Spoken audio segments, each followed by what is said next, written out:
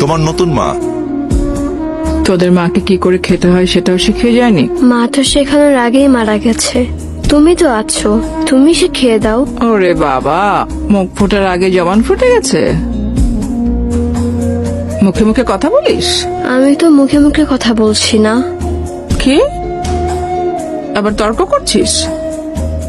যত বড় শরীর না তত বড় কলিজা। দাঁড়া দেখাচ্ছি।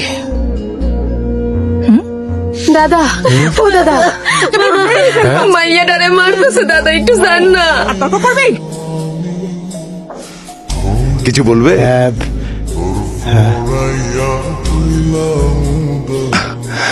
হাই। না স্যার। আচ্ছা ঠিক আছে। কই তোমরা? শুভ, সিমরান, কই তোমরা?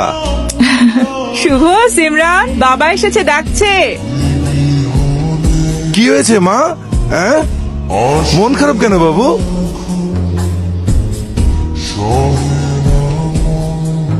বাবা, কি হয়েছে তোমাদের? বকেছি দুটোকেই।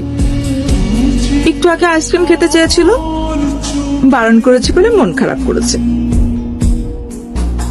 তুমিই বলো, যদি ঠান্ডা লেগে যেত তখন?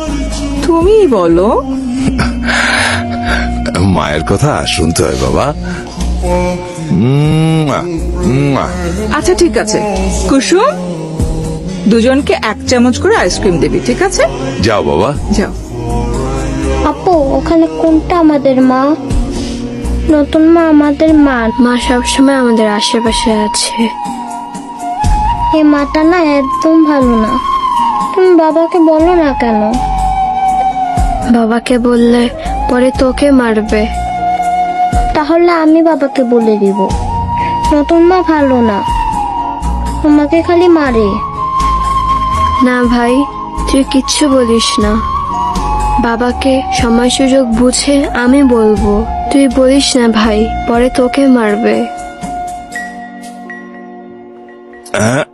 কিছু বলবি? ইয়ে মানে ভাইজান, চাই কি চিনি ঠিক আছে? পারফেক্ট। আচ্ছা ঠিক আছে। আঙ্কেল, মারলে কাকে বলতে হয়?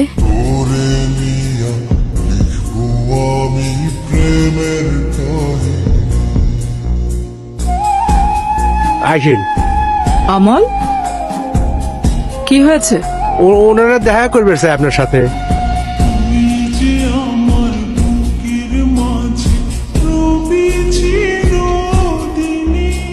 বলুন। আমরা নারী ও শিশু নির্যাতন প্রতিরোধ সংস্থা থেকে এসেছি। আমরা জানতে পেরেছি আপনার মেয়ে আপনার হাতে নির্যাতিত। ছি মা, এভাবে বাইরের লোকদের সামনে মাকে নিয়ে মিথ্যে বলতে হয়? ওনারা কি মনে করলো বলো তো? মা তোমাকে এত আদর করি, এত ভালোবাসি, আর একটু বকতে পারবো না বলো মা?